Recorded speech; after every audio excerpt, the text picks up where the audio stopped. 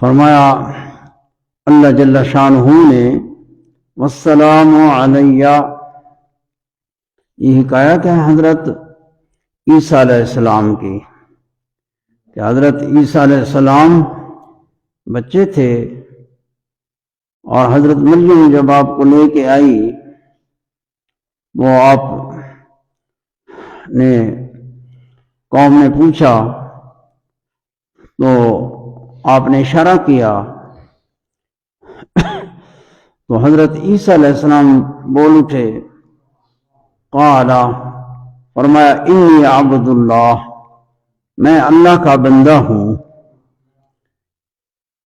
یہ نو صفات حضرت عیسیٰ علیہ السلام کے یہاں اللہ جل شانہ نے ذکر فرمائے ہیں۔ یہ نامی ہے، نامی منقبت فضیلت حضرت عیسیٰ علیہ السلام کی کہ فرمایا والسلام علیہ، اور سلام میرے اوپر ہے، میرے اوپر سلام ہے۔ حضرت عیسیٰ علیہ السلام چھوٹے بچے بول رہے ہیں، قوم سن رہی ہے، آپ یہ فرما رہے ہیں میں اللہ کا بندہ ہوں، اللہ نے مجھے کتاب عطا فرمائی ہے اور نبی بنایا ہے۔ والسلام علیہ، اور سلام ہے، سلام کا معنی پیچھے بھی یہ کلمات آئے ہیں، یا فرمایا سلام علیہ یوم ولدت، وہ حضرت یحییٰ علیہ السلام کا ذکر ہے۔ سلام علیہ یوم ولدت، یہاں فرمایا والسلام علیہ یوم ولدت، کہ جس دن میں پیدا ہوا وہ میلاد کا دن، میرے میلاد کا دن ہے، اس دن والسلام علیہ، اللہ کا سلام میرے اوپر ہے، امان، سلام، رحمت خدا کی اور امان اللہ تعالیٰ کی، جس دن میں پیدا ہوا، وہ یوم اموت، اور جس دن میں فوت ہوں گا، وہ یوم ابعث حیا، اور جس دن میں اٹھایا جاؤں گا قبر سے میدان محشر کی طرف، اٹھایا جاؤں گا زندہ، حیا، ابعث حیا، اس حال میں اٹھوں گا کہ میں زندہ ہوں گا، یہ حال ہے ابعثوں سے، اور باس بھی جب ہوگی اللہ تعالیٰ مردوں کو زندہ کرے گا، زندہ کر کے میدان محشر کی طرف جمع کرے گا۔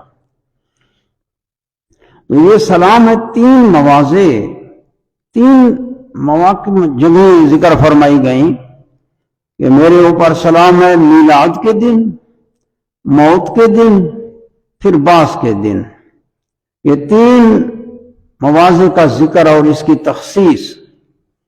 اللہ تعالیٰ کا سلامت امان تو ہمہ وقت ہے، اللہ کے نبیوں کے لیے ہے، وہ اللہ کی امان میں ہیں، اور جس دن پیدا ہوئے امان میں ہیں شیطان سے، جس دن فوت ہوتے ہیں اللہ کے امان میں ہوتے ہیں، خدا کے عذاب سے، قبر کے عذاب سے، اور جب اٹھائے جائیں گے میدان محشر کے عذاب سے امان میں ہوتے ہیں، اللہ کے نبی ہیں۔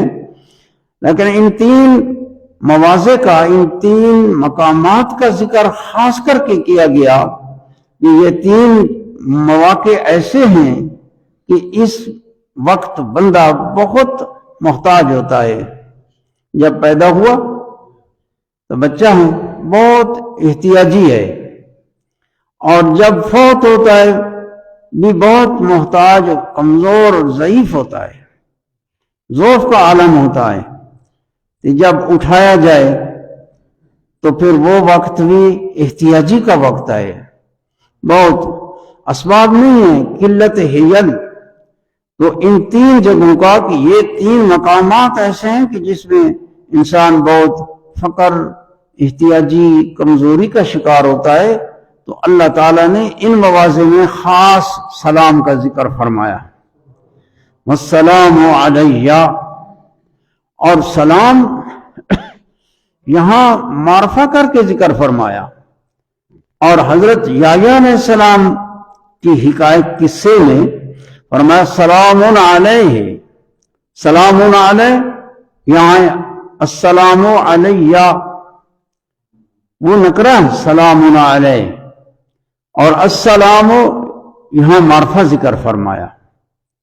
तो इसका बयान भी जिक्र किया गया कि यहाँ है ये इल्मी मसला, लेकिन चूंकि कुरान मजीद है तो वो करने पड़ते हैं, उसी तरह बयान करना पड़ता है।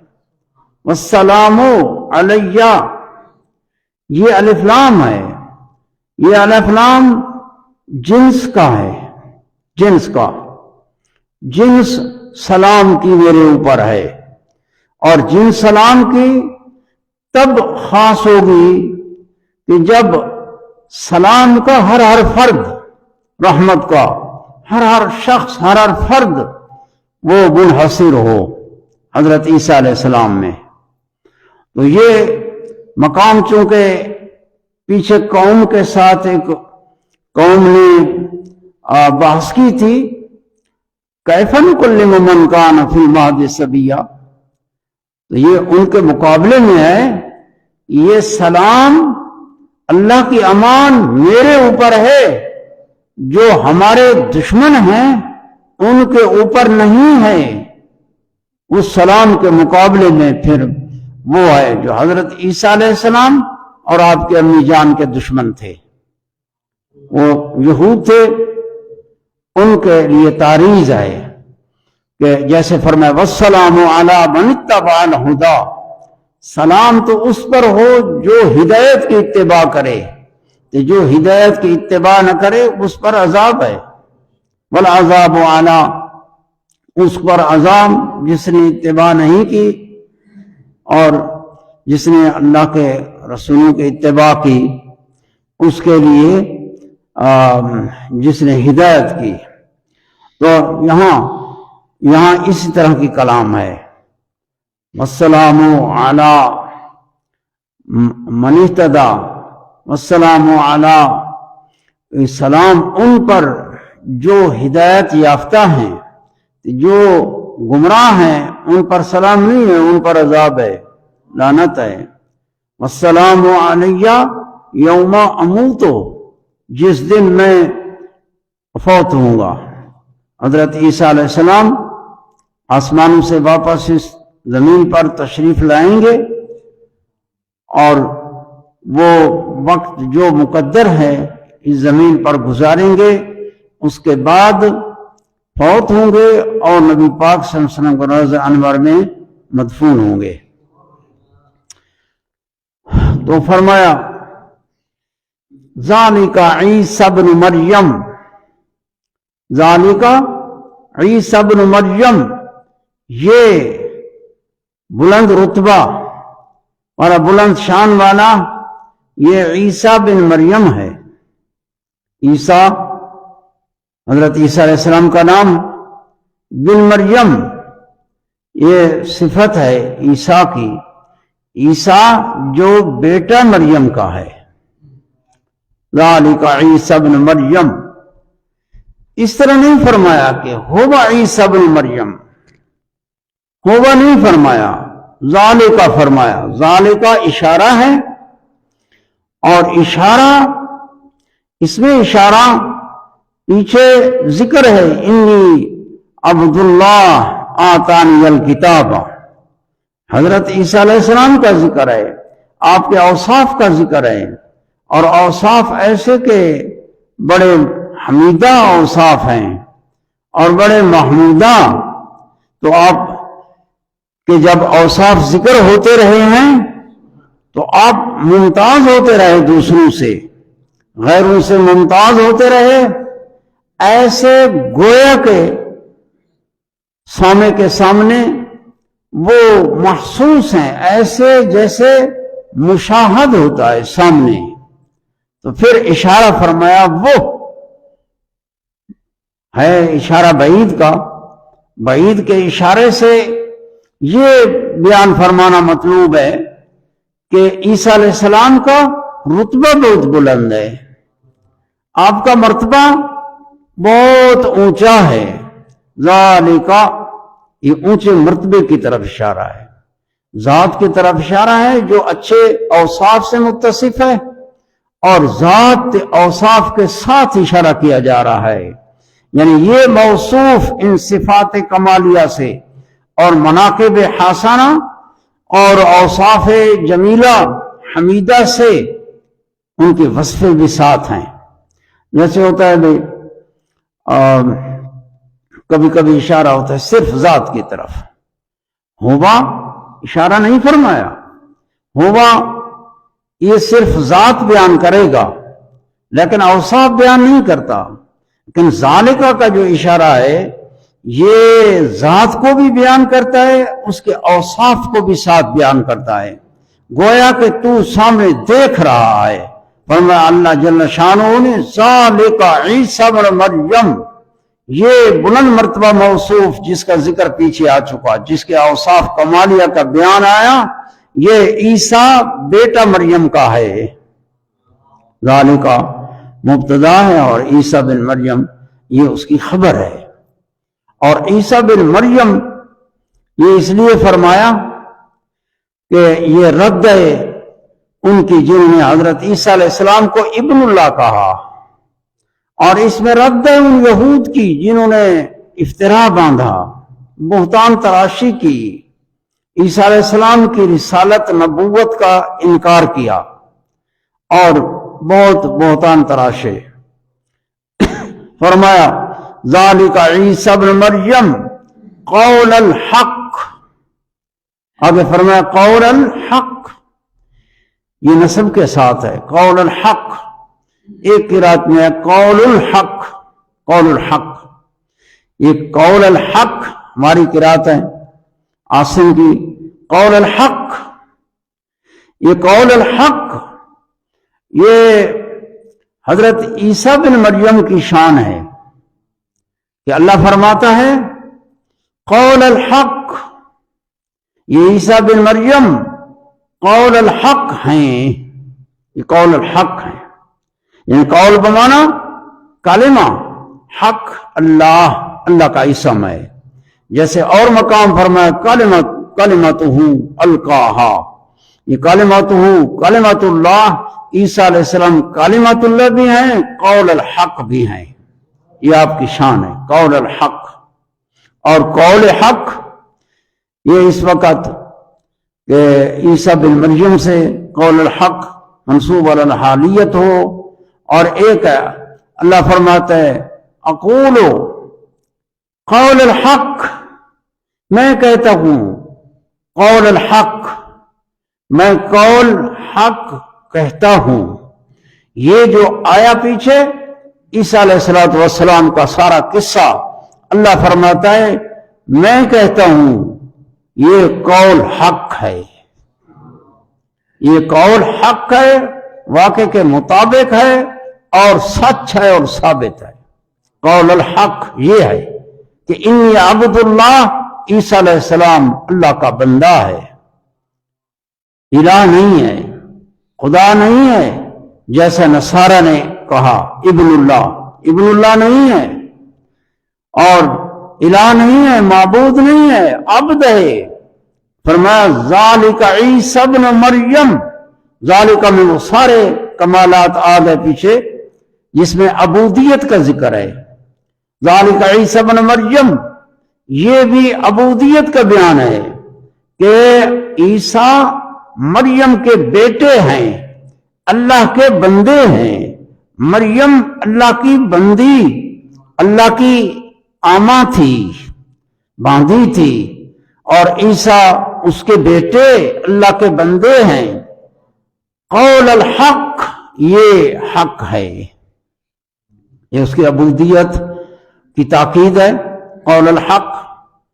اور یہ بھی کہ ذالک عیسیٰ ابن مریم، اس کے بعد فرمایا احق قول الحق، یہ اسی کی تاکید ہے کہ ذالک عیسیٰ ابن مریم، عیسیٰ ابن مریم ہیں، عیسیٰ مریم کے بیٹے ہیں، قول الحق یہ قول حق ہے۔ اس پر زیادہ یعنی بیان آیا کیونکہ یہود نے تفرید کی، کمی کی، حضرت عیسیٰ علیہ السلام کو معاذ اللہ انکار کیا، اور نصارہ نے افراط کیا، حضرت عیسیٰ علیہ السلام کو عبودیت سے الوہیت کی طرف لے گئے، ابن اللہ، اللہ کا بیٹا کہا۔ اللہ فرماتا ہے ذالک عیسیٰ ابن مریم، یہ عیسیٰ بیٹا ہے مریم کا، قول الحق، یہ قول حق ہے۔ لہذا مسلمان جو حضرت عیسیٰ علیہ السلام کے امتی تھے، وہ مسلمان تھے، صحیح عقیدہ رکھتے تھے، وہ حضرت عیسیٰ علیہ السلام کو اللہ کا بندہ اور نبی رسول مانتے تھے۔ لیکن جو نصارہ نے ابن اللہ کہا یا الہ مانا، وہ گمراہ ہوئے۔ جیسے نستوریہ ایک فرقہ ہے ان کا، یعقوبیہ دوسرا فرقہ ہے، اسرائیلیہ یہ تیسرا فرقہ ہے ان کا، یہ فرقے سارے یہ گمراہ ہوئے۔ فرمایا قول الحق، آگے فرمایا الذی فیہ یمترون، الذی یہ موصولہ ہے، موصول اور موصول معرفے ہوتے ہیں، اور یہ قول کی صفت ہے۔ قول وہ، قول حق، قول وہ جس میں شک کر رہے ہیں، جس میں شک کرتے ہیں، یہ جس میں تنازع اختلاف کر رہے ہیں۔ اللہ فرماتا ہے یہ قول حق ہے، اس حق میں اختلاف کر رہے ہیں۔ اور یا حق الذی فیہ یمترون، یہ قول حق ہے، حق وہ ہو جس حق میں شک کر رہے ہیں، تنازع کر رہے ہیں۔ یہ یہود اور نصارہ کی طرف ان کا تنازع کا بیان ہے، شک کا بیان ہے کہ یہود نے انکار کیا حضرت عیسیٰ علیہ السلام کی رسالت کا، اور نصارہ نے افراط کر کے الوہیت، اس کی صفت الوہیت تک پہنچایا، معبود ٹھہرایا۔ تو اللہ تعالیٰ نے فرمایا یہ حق ہے، اور اس حق میں یہ لوگ شک میں ہیں اور اختلاف اور تنازع کر رہے ہیں۔ الذی فیہ یمترون ما کان للہ، آگے فرمایا اللہ کی شان یہ نہیں ہے کہ وہ اس کا کوئی ولد ہو، اس کا کوئی اولاد ہو۔ اللہ کی شان سے یہ نہیں ہے کہ اللہ تعالیٰ کسی کو ولد بنائے یا ولد اختیار کرے۔ سبحانہ، اللہ تعالیٰ پاک ہے۔ ما کان للہ ان یتخذ من ولد، یہ نصارہ کی رد ہے قول حق کے بعد، یہ قول حق میں بھی ان کی رد آ گئی۔ الذی فیہ یمترون میں اجمالاً کہ اس میں حق میں شک کر رہے ہیں۔ اور وہ کون لوگ تھے؟ وہ نصارہ تھے، جس کا بیان کیا کہ انہوں نے حضرت عیسیٰ علیہ السلام کو معاذ اللہ ابن اللہ کہا، ابن اللہ کا بیٹا۔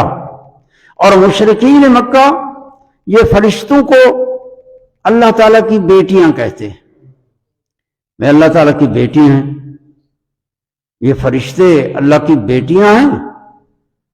تو اتنے بڑی نسبت کہ اللہ پاک نے فرمایا قریب ہے کہ آسمان پھٹ جائے، یہ اتنا بڑا بہتان ہے اللہ تعالیٰ کی طرف نسبت کی۔ تو یہاں فرمایا ما کان للہ ان یتخذ من ولد، سبحانہ، اللہ پاک ہے۔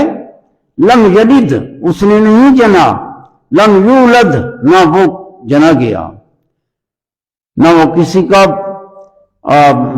ولد ہے، نہ اس کا کوئی ولد ہے۔ اللہ تعالیٰ اولاد سے پاک ہے۔ اولاد فرمایا سبحانہ، اللہ پاک ہے۔ سبحان، سبحان تسبیح کا اسم ہے، اور تسبیح ہے تنزیہ، اللہ تعالیٰ کی پاکی بیان کرنا اور تنزیہ کرنا۔ تنزیہ نزہ ینزہ تنزیہ، اور تسبیح سبح یسبح تسبیح، پاک کرنا. بندہ تو پاک نہیں کر سکتا کسی، بندہ اپنے آپ کو پاک کرے، باطن کو پاک کرے. سبحانہ، یہ پاک کرنے کا معنی کیا ہے؟ یعنی تسبیح تنزیہ ایک نسبت ہے کہ ایجاد کرتا ہے، ایجاد فعل ہوتا ہے، ایجاد فعل، اور ایک ہے انتصاب فعل. یہاں ایجاد فعل معنی نہیں ہے، یہاں انتصاب فعل ہے کہ بندہ تنزیہ اور پاکی طہارت اس کی نسبت اللہ تعالیٰ کی طرف کرے، اور نسبت کرے اور قول سے، اعتقاد سے اور فعل سے. قول سے اعتقاد، قول سے یہ ہو کہ اللہ تعالیٰ کی طرف نسبت کرے کہ اللہ پاک ہے، نقص سے پاک ہے، عیبوں سے پاک ہے، ہر عیب سے پاک ہے. یہ جب بندہ قول کرتا ہے، دل میں اللہ تعالیٰ کی طرف اس کا اعتقاد ہوتا ہے، اور فعل کرتا ہے کہ اللہ تعالیٰ کی عبادت بجا لاتا ہے. جب اللہ تعالیٰ کی عبادت، یہ انتصاب فعلی اور یہ انتصاب قولی اور یہ انتصاب اعتقادی. تو سبحانہ میں یہ معنی کہ اللہ پاک ہے، یہ عقیدہ رکھے کہ ولد سے پاک ہے اور صاحبہ سے پاک ہے. جیسے اور مقام پر فرمایا کہ بدیع السماوات والارض انا یکون لہ ولد ولم تکن لہ صاحبہ، وہ صاحبہ سے پاک ہے اور ولد سے پاک ہے. ولد یہ بندوں کی شان سے ہے.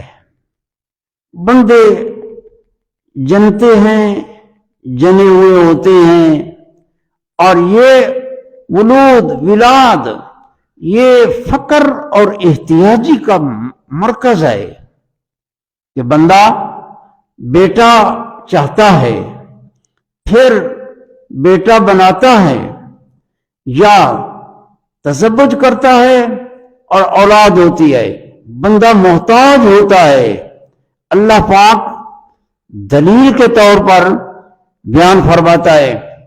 اللہ کی شان وہ ہے، فرمایا اذا قضا امرا، جب اللہ تعالی فیصلہ فرماتا ہے کسی شے کا، کسی چیز کا طے کر لیتا ہے، تو فرمایا فإنما يقول له کن، تو اللہ تعالی فرماتا ہے کن، ہو جا، فیکون، پس وہ شے ہو جاتی ہے.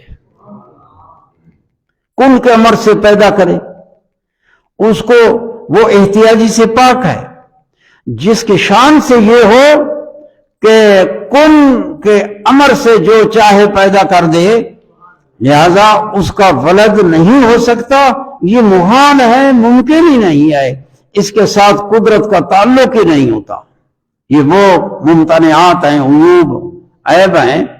تو بندہ ولد بناتا ہے، ولد والد کی جنس سے ہوتا ہے، اور یہ معالجہ اور ایک صبر ہے. اللہ تعالیٰ پاک ذات ہے جو خالق ہے، اس کو کسی کی طرف کوئی احتیاجی نہیں ہے. ولد کی طرف احتیاجی جس کو ہوتی ہے وہ محتاجوں کو ہوتی ہے، جو ان کے ساتھ کام میں اولاد ہوتی ہے، پھر وہ کمائی کرتی ہے اور مدد کرتی ہے. اللہ پاک خالق ہے جو بھی پیدا کیا کن کے امر سے، جیسے عیسیٰ علیہ السلام کن سے پیدا ہوئے ہیں، آدم علیہ السلام، اور زمین و آسمان رب پیدا کرتا ہے اپنی حکمت سے. تو جو کچھ تدریج سے پیدا فرماتا ہے اس میں حکمت ہے. کسی شے کو بس کن کے امر سے پیدا کرتا ہے، اس کی قدرت میں یہ بات ہے، وہاں عجز نہیں ہے. فرمایا اذا قضا، جب فیصلہ کرتا ہے اللہ تعالیٰ، حکم کرتا ہے کسی امر کا، امر شے پیدا کرنا چاہتا ہے، فرماتا ہے यकूल लहू कुन, हो जा। मुफस्सिरीन के नाम ने फरमाया क्या अल्लाह ताला कौन फरमाता है? उन्होंने फरमाया कि सरी तरीन यानी जो मुराद है खुदा की वो उसके इरादे से आती है। उस सूरत का बयान कौन से किया गया? काफ नून बकुन। अल्लाह ताला कुन की तरफ भी मोहताज नहीं है कि कुन फरमावे तो शय वजूद में आए। अल्लाह का इरादा होता है, बस इरादा जब मुताल्लिक होता है शय अदम से वजूद की तरफ आती है, तो देर नहीं लगती। यह है कुन फयकुन। फरमाया व इन्नल्लाह रब्बी। हजरत ईसा अलैहिस्सलाम फरमाते हैं एक कौल व इन्नल्लाह, जैसे फरमाया इन्नी अब्दुल्लाह, काला इन्नी अब्दुल्लाह, काला उसी के ऊपर अतफ, काला इन्ना रब्बी व रब्बुकुम, काला इन्नल्लाह रब्बी व रब्बुकुम। हजरत ईसा अलैहिस्सलाम फरमाते हैं अपनी कौम को, इन्नल्लाह बेशक अल्लाह, रब्बी मेरा रब है, व रब्बुकुम और तुम्हारा रब है, फाबुदूह बस उसी की इबादत करो।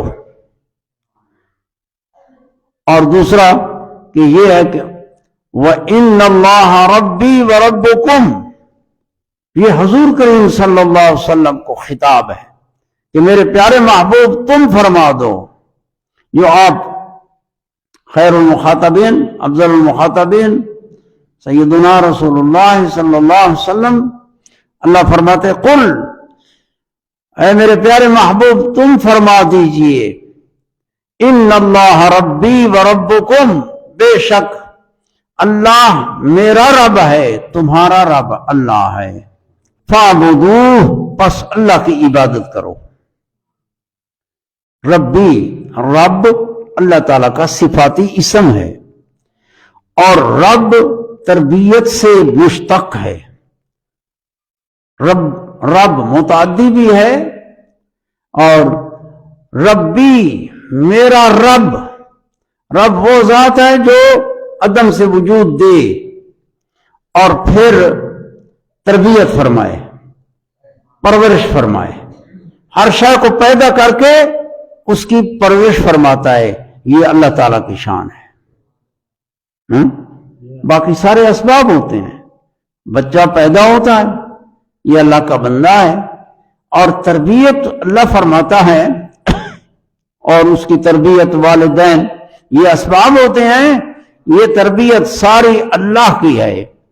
इन्नल्लाह रब्बी, वो मेरा रब है, और रब्बुकुम और तुम्हारा रब है, परवरदिगार है जिसने अदम से वजूद दिया है, ईजाद फरमाई, और आहिस्ता आहिस्ता हिकमत के तकाजे से तुम्हें कमाल तक पहुंचाया।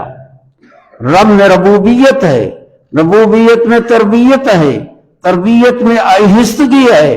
लिहाजा अल्लाह हिकमत के तकाजे से बंदे को आहिस्ता आहिस्ता कमाल तक पहुंचाता है।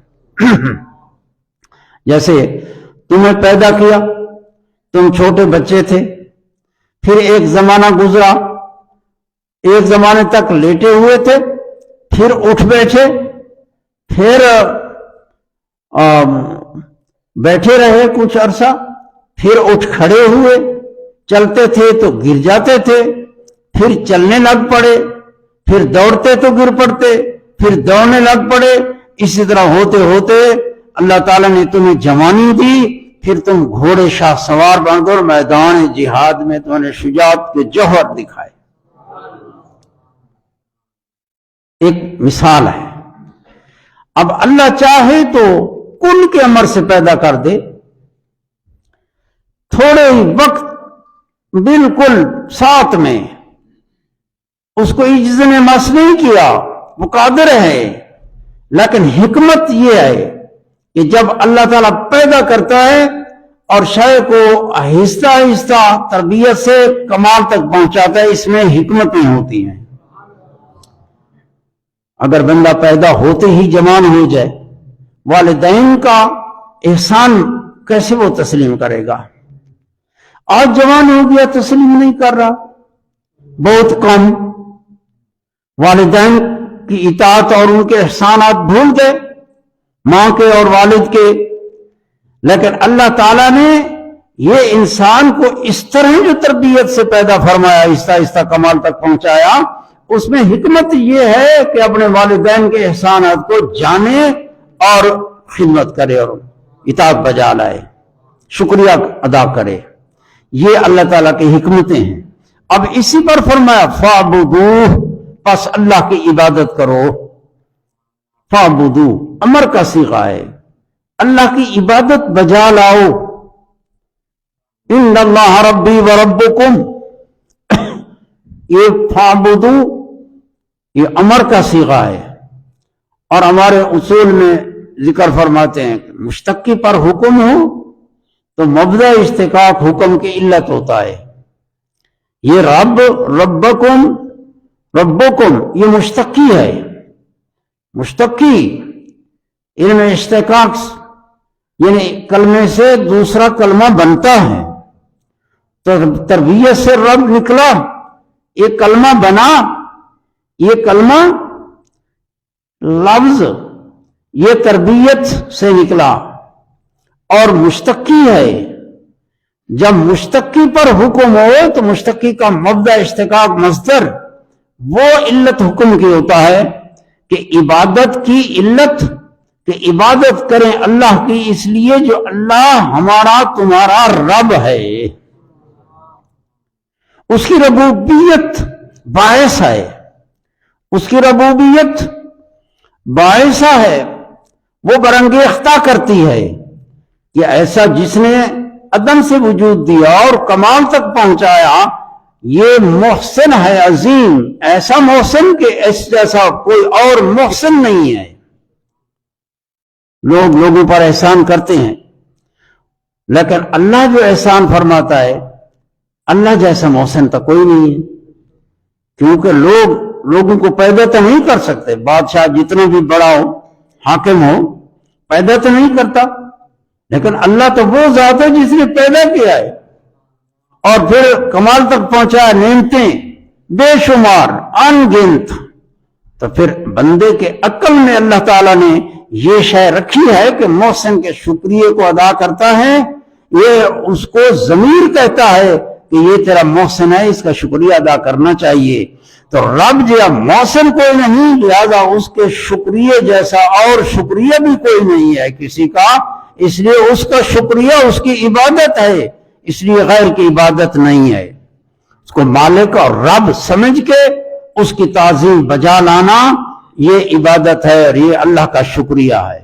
فَاعْبُدُوهُ پس اسی کی عبادت کرو۔ ہم تعظیم تو والدین کی بھی کرتے ہیں، لیکن یہ عبادت نہیں ہے، کیونکہ والدین کو والدین سمجھ کر کرتے ہیں، معبود سمجھ کر نہیں کرتے۔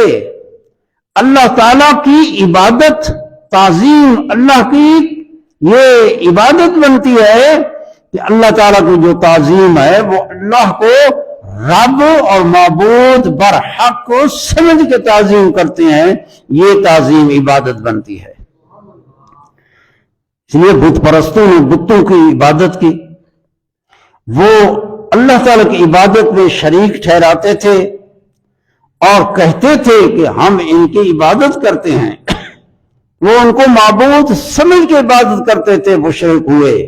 لیکن مسلمان جب کسی عالم کی تعظیم کرتا ہے، والد کی تعظیم کرتا ہے، شیخ کی تعظیم کرتا ہے، تو یہ تعظیم عبادت نہیں ہے، یہ ادب ہے، احترام ہے، اس میں داخل ہے۔ معبود سمجھ کے نہیں کرتا، بلکہ اللہ کا مقبول اور نیک بندہ سمجھ کے اس کی تعظیم کرتا ہے۔ اللہ تعالیٰ سمجھنے کی توفیق عطا فرمائے۔ فَاعْبُدُوهُ هَذَا صِرَاطٌ مُسْتَقِيمٌ، اللہ فرماتا ہے یہ صراط مستقیم ہے۔ صراط کا معنی راستہ، مستقیم کا معنی سیدھا، یہ سیدھا راستہ ہے۔ اشارہ کس کی طرف ہے؟ اشارہ ہاذا کا، ہاذا اسم اشارہ۔ جب عرب اشارہ کرتے تھے ہاذا، اللہ فرماتے ہیں ہاذا، تو ما قبل کلام نے اس کا مشار الیہ جس کی طرف اشارہ فرمایا اللہ جل شانہ نے، یہ جس کا ذکر پیچھے آ چکا ہے وہ ذکر یہ آ چکا جو فرمایا ما کان للہ ان یتخذ من ولد سبحانہ، اور دوسرا ان اللہ ربی وربکم فاعبدوہ، یہ، اور پھر فرمایا ھذا صراط مستقیم، یعنی یہ کہ حضرت عیسیٰ علیہ السلام اللہ کے بندے ہیں، ابن مریم ہیں، اور یہ کہ اللہ تعالی ولد سے پاک ہے، جیسا بہتان باندھا نصارہ نے، جیسا بہتان باندھا یہود نے، یہود اور نصارہ انہوں نے عیسیٰ علیہ السلام کا انکار کیا، نبوت رسالت کا انکار کیا، بہتان تراشی کی، وہ میں ذکر کرنے سے میرا جی نہیں کرتا کہ میں ذکر کروں، یعنی ان کے بہتان تھے، اور پھر نصارہ نے اتنا بڑا بہتان باندھا کہ اللہ تعالیٰ کی طرف ولد کی نسبت کی، اور عیسیٰ علیہ السلام کو اللہ کا بیٹا کہا، اللہ تعالیٰ نے ان کی رد کی، فرمایا قول الحق ذالک عیسیٰ ابن مریم، قول الحق یہ حق ہے، فرمایا اللہ کی توحید یہ حق ہے، اللہ کی تنزیہ کہ اللہ ولد سے پاک ہے، صاحبہ سے پاک ہے، عیبوں سے پاک ہے، یہ فرمایا یہ صراط المستقیم ہے، یہ اعتقاد توحید، اللہ کی تنزیہ، عیسیٰ علیہ السلام کی عبودیت اور رسالت، اللہ کے خاص بندے، اس کے ساتھ وہی عقیدہ جو قرآن نے بیان فرمایا ہے وہی عقیدہ رکھنا، ھذا صراط مستقیم، یہ سیدھی راہ ہے، سمجھے نا، ھذا صراط مستقیم، ظاہر ہے کہ جو سیدھی راہ ہوتی ہے، سیدھی راہ جیسے حضور کریم صلی اللہ علیہ وسلم فرمایا صراطی مستقیما، میرا راہ سیدھی راہ ہے، صراطی مستقیما فاتبعوہ، اسی کی اتباع کرو، صراط مستقیم، خط مستقیم، اور خط مستقیم وہ خط ہوتا ہے جو ایسے ہوتا ہے کہ نہ نیچے نہ اوپر، نہ دائیں نہ بائیں، بالکل سیدھا، اور خط مستقیم یہ وہ راہ ہوتا ہے جو سیدھا بھی ہوتا ہے اور جلدی پہنچاتا ہے، منزل مقصود تک جلدی پہنچاتا ہے،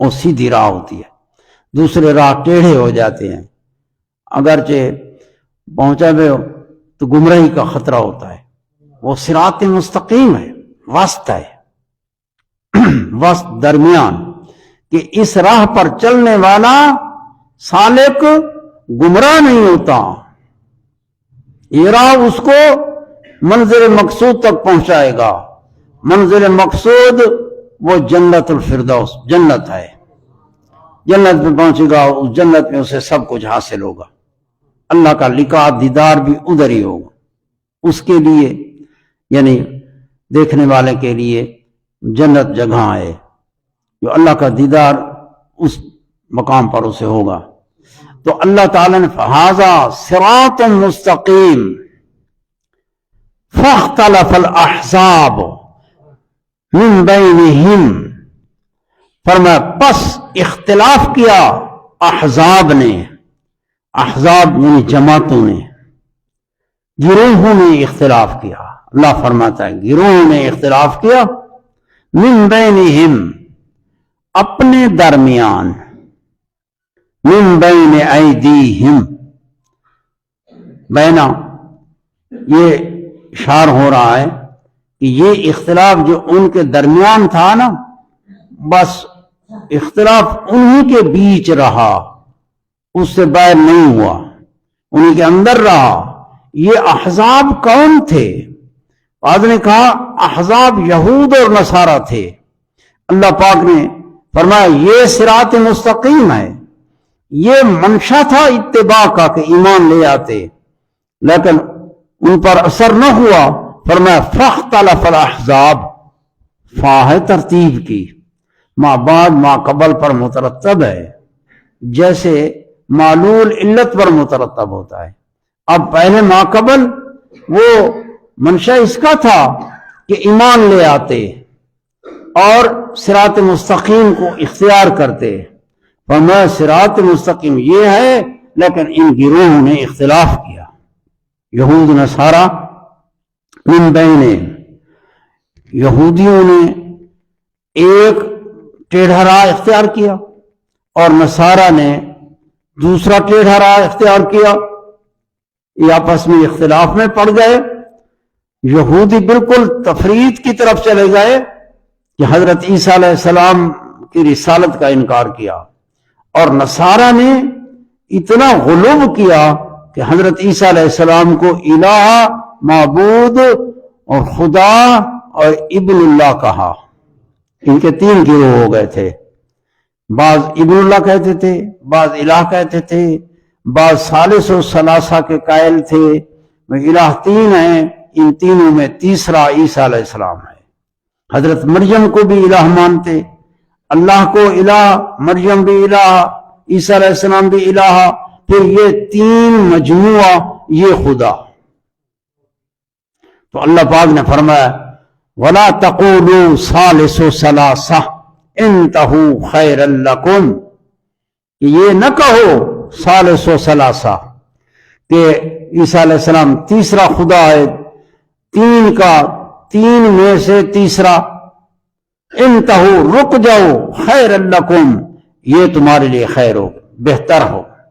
فرمایا فوائل للذین کفروا، فرمایا پس ویل ہے، ویل ہلاکت، للذین کفروا ان لوگوں کے لیے جنہوں نے کفر کیا، انکار کیا، من مشہد یوم عظیم، یہ کفر کا ذکر فرمایا تو جنہوں نے اختلاف کیا احزاب من بینہم، یہ تصریح ہے کہ وہ کفار ہیں، یہود بھی اور نصارہ بھی۔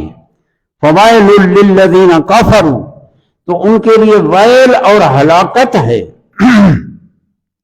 من مشہد یوم عظیم، ایک بہت بڑے دن کی حاضری، بڑے دن کی حاضری سے ان کافروں کے لیے ہلاکت ہے۔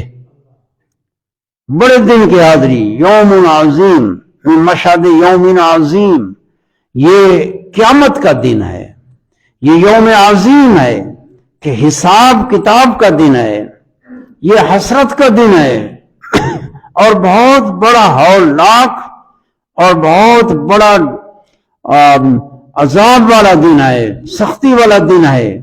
تو اللہ پاک نے فرمایا اسمع بہم وابصر، یہ قرآن مجید، ذرا بیان، قرآن مجید کا بیان آسان نہیں ہوتا، اور قرآن مجید کا بیان بہت گہرا ہوتا ہے اور وزنی ہوتا ہے۔ اب یہ صیغہ اسمع بہم وابصر، میں بہت ساری چیزیں چھوڑتا ہوں کہ عوام شدی کیا سمجھے گی، ایک سمجھ وہ لفظ بولنے پڑتے ہیں، وہ لفظ تمہاری سمجھ میں نہیں آئیں گے، پھر کیا کرو گے، ٹھیک ہے نا؟ تو اس کا ایک طریقہ ہے، وہ طریقہ یہ ہے کہ جو سمجھ آ جائے شکریہ ادا کیا، جو سمجھ نہ آئے خاموشی اختیار کی، ہاں وہ اللہ پاک نعمت پھر زیادہ فرماتا ہے، وہ سمجھ زیادہ آتی ہے۔ یہ میں خود بیان کر رہا ہوں، حالانکہ تمہیں اس کو سمجھنا چاہیے نا، اور ناشکری ہو جاتی ہے تو پھر محرومی آتی ہے۔ تو اللہ فرماتا ہے اسمع بہم وابصر، یہ اسم تفضیل کے صیغے ہیں، اسمع بہم وابصر، اسم تفضیل، یہ دو صیغے یعنی وزن تو حقیقتاً وزن اس کا ہے امر کا، لیکن صیغے دو آتے ہیں تعجب کے، تعجب کے صیغے ایک آتا ہے ما افعلا، جیسے قرآن میں فما اصبرہم علی النار، فما اصبرہم علی النار یہ تعجب کا صیغہ ہے۔ اسمع بہم وابصر افعل بہی یہ بھی تعجب کا صیغہ ہے۔ اب اللہ جل شانہ کی ذات تعجب سے پاک ہے۔ تعجب ایک انفعالی کیفیت ہے، یہ کوئی بندہ نادر نایاب شے کو دیکھتا ہے، اس کی وجہ نہیں جانتا تو پھر اس کو ایک کیفیت عارض ہو جاتی ہے، اس کو تعجب کہا جاتا ہے۔ چونکہ اللہ تعالی عالم ہے، علام الغیوب ہے، اللہ سے کوئی شے پوشیدہ نہیں ہے، لہذا اللہ تعالی کو تعجب عارض نہیں ہوتا۔ ہم چونکہ بہت چیزوں سے ناواقف ہوتے ہیں، ہمیں تعجب آ جاتا ہے۔ تعجب اس کیفیت کا نام ہے، جب اس کی اصل وجہ پر اطلاع پاتا ہے انسان، تعجب وہ کیفیت زائل ہو جاتی ہے۔ یہ ایک چیز ہے۔ تو اس وقت جہاں تعجب کے صیغے قرآن مجید میں، تو پھر وہ مصروف ہوتے ہیں، یعنی بندوں کی طرف لوٹتے ہیں۔ اسمع بہم وابصر، اور اس کا ایک حقیقی معنی اور ایک معنی ہے اس کا یعنی مرادی معنی۔ اللہ فرماتا ہے اسمع بہم وابصر، کیسے سمیع ہو گئے، کیسے سننے والے ہو گئے، کیسے دیکھنے والے ہو گئے نا۔ یہ تعجب کی جو کیفیت ہوتی ہے تعجب میں، حضرت پیر صاحب کی کلام ہے سبحان اللہ ما اجمل کا ما احسن کا ما اکمل کا، یہ صیغے تعجب کے ہیں۔ تعجب کے صیغے یہ یعنی مدح میں استعمال ہوتے ہیں، تو حضرت کی نعت میں یہ مدح میں استعمال ہوئے ہیں۔ سبحان اللہ کہ ایک شے کو دیکھا، بندہ دیکھے کسی شے کو، اس کے وہم گمان سے ورا ہو تو بندے کی زبان سے نکال سبحان اللہ۔ تو حضرت پیر مہر علی شاہ صاحب نے رسول اللہ صلی اللہ علیہ وسلم کی زیارت ہوئی آپ کو، اور آپ نے زیارت کی تو بہت حسن ظاہر ہوا، تو آپ کی زبان پر جاری ہوا سبحان اللہ ما اجملا کا، ایک آپ خطاب کی ہے، صیغہ فعل تعجب کا ہے کہ کیسے جمال والے ہیں آپ، یعنی تعجب کے یہ کوئی آدھے کیسا جمال ہے، ایک حیرت میں آ کے کیسا کمال ہے، کیسا حسن ہے۔ ایک ناوی تھا اور ناوی کی بیٹی تھی، وہ بھی نحو کا علم جانتی تھی، تو اس نے کہا کہ وہ کہنے لگی کہ یہ ستارے جو ہیں یہ کیسے چمکدار ہیں، کیسے حسین ہیں، آسمان۔ وہ تو باپ سے کہنے لگی ما احسن السما ما احسن السما، تو باپ نے سمجھا بھئی یہ کیا کر رہی ہے، سوال کر رہی ہے، تو باپ نے کہا النجوم، بھئی وہ پوچھ رہی ہے کہ آسمان کو کس شے نے اتنا حسن دیا ہے، تو وہ جواب دیتے النجوم، ستاروں نے دیا ہے۔ وہ بیٹی کہتی ہے ابو میں تعجب کر رہی ہوں، سوال نہیں کر رہی۔ اس نے کہا بیٹی جب تعجب کر رہی ہے تو پھر اس کا انداز اور ہے، تو جب صیغہ بولے تو آنکھوں کو کھولے اور ماں کو لمبا کرے، تو کہے ما احسن السماء، تاکہ سننے والے کو، دیکھنے والے کو پتہ چلے بھی یہ تعجب کر رہی ہے، ورنہ وہ استفہامیہ، ما استفہامیہ بھی ہوتی ہے تو وہ سمجھے نہ سمجھے گا یہ میرے سے استفہام کر رہی ہے، پوچھ رہی ہے، حالانکہ تعجب کا اظہار۔ تو یہاں اسمع بہم وابصر، یہ تعجب ہے کہ قیامت کا دن ہوگا، آج یہ لوگ ڈورے بھی ہیں، اندھے بھی ہیں، جب قیامت کا دن ہوگا پھر ان کی آنکھیں بھی تیز، دید بھی تیز ہوگی، سنوائی بھی تیز ہوگی۔ اے سننے والے پھر تو تعجب کر ان کے اوپر کہ کیسے ان کی سماعت تیز ہو گئی ہے، کیسے ان کی نظریں تیز ہو گئی ہیں۔ فَبَصَرُكَ الْيَوْمَ حَدِيدٌ، ان کی آنکھیں بہت تیز ہو جائیں گی، پھر تو جب دیکھے گا تو تعجب کرے اس وقت۔ لیکن آج اندھے بھی ہیں تو ڈورے بھی ہیں، اندھے ہیں اللہ کی نشانیاں دیکھنے سے، ڈورے ہیں حق سننے سے، بس ایک ہی تکبر اور ایک ہی انکار پر مصر ہیں۔ لیکن جب قیامت آئے گی تو تعجب کرے گا کہ آج ان کی آنکھیں کیوں اتنی تیز ہو گئی ہیں، جب اللہ تعالیٰ کے ان مواعید اور ان عذاب کا جو اللہ تعالیٰ نے اس وقت خبریں دیں، قرآن میں نازل کی اس دنیا میں، کہ جب وہ آنکھوں سے دیکھیں گے پھر ان کی آنکھیں اور دید تیز ہوگی اس وقت۔ اسمع بہم وابصر یوم یأتوننا، جس دن یہ ہمارے پاس آئیں گے، قیامت کے دن۔ یوم یأتوننا، جب وہ ہمارے پاس آئیں گے، اللہ فرماتا ہے یوم یأتوننا لیکن الظالمون اليوم فی ضلال مبین، لیکن یہ ظالم آج کے دن کھلی گمراہی میں ہے۔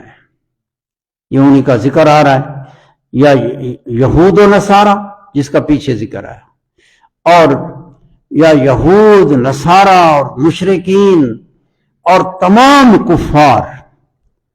اور یہ زیادہ یعنی راجح ہے کہ یہ تمام کفار کے متعلق ہے، جو بھی نو کفر کا ہے ان میں سب کے لیے، کہ فرمایا لیکن الظالمون اليوم فی ضلال مبین، کھلی گمراہی میں ہے۔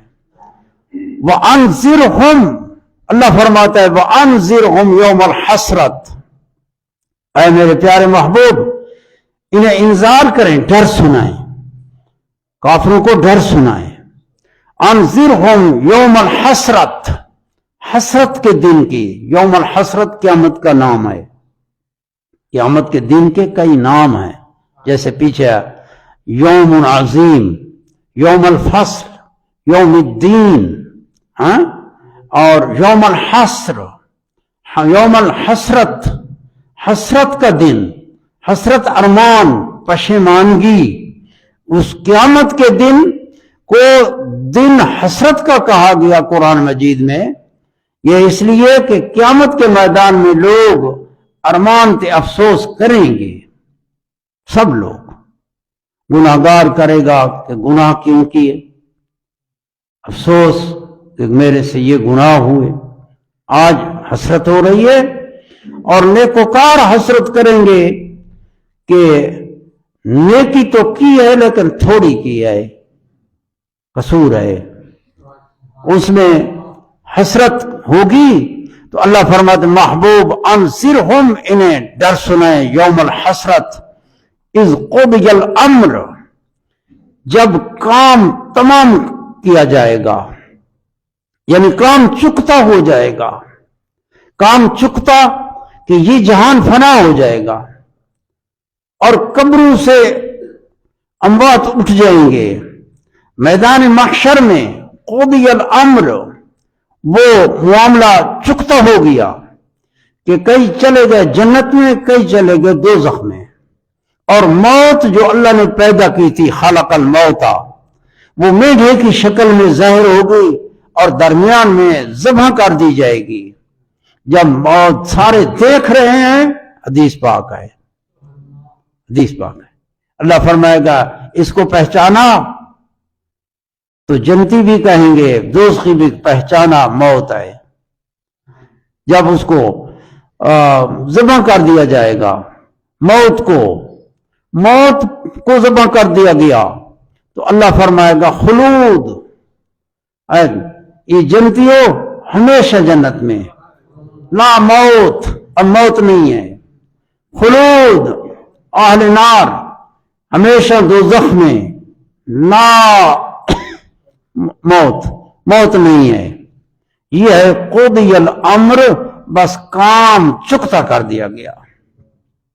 قضی الامر وانذرهم یوم الحسرت اذ قضی الامر، فرمایا اذ قضی الامر وهم فی غفلت، یہ گمراہ، کھلی گمراہی والے یہ غفلت میں ہیں، جب موت آئے گی بیدار ہوں گے۔ آئے نا بھائی، انسان اس دنیا میں ہے، یہ نیندر ہے، نیندر، جب موت آئے گی نیندر اکھڑے گی۔ وَهُمْ فِي غَفْلَةٍ وَهُمْ لَا يُؤْمِنُونَ، آج یہ اللہ کے نبی کے اوپر، اللہ کی کتابوں پر ایمان نہیں، رب پر ایمان نہیں لا رہے، یہ غفلت میں ہے۔ لیکن قیامت جب یوم حسرت آئے گی، کام تمام ہو جائے گا۔ میرے پیارے محبوب، آج ان کو انذار کریں، انذار کا حکم، جو انذار ہے اللہ تعالیٰ کے نبی کو حکم ہے انذار فرمائے، ٹھیک ہے نا۔ اب آگے جس کے نصیب میں ایمان ہے، ایمان نصیب ہو جائے گا، جس کی قسمت بری ہے، شقاوت، بدبختی ہے، وہ بدبختی پر رہے گا۔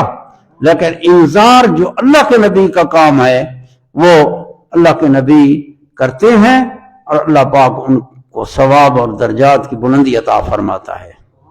اللہ تعالی عمل کی توفیق عطا فرمائے۔ وآخر دعوانا الحمدللہ رب العالمین۔